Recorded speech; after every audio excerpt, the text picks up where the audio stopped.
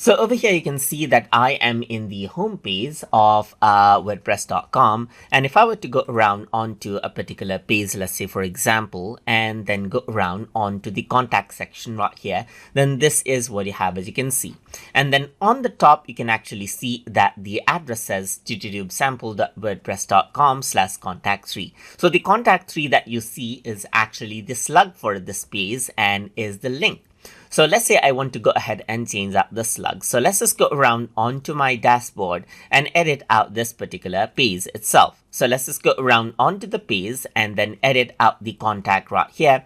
And once I go ahead and click that, what happens is that it opens up this page, and now you can go around onto the settings for it. So over here, you can see that this is the slug. The slug is contact 3, as you can see right here. But you can also go around and change out the name to, let's say, for example, contact page right here. And now this becomes the slug for this particular page. And you can see that it shows the permanent link for this particular page. That is the permanent link along with the slug. So now once I go ahead and then save this out and preview, you can see that the slug for this page and the permanent link is this, as you can see right here. And then that is how you can go ahead and change the link out. And that is how you can utilize page slugs to change out the permanent link of a particular page inside of WordPress.com. So I hope you guys learned something as always.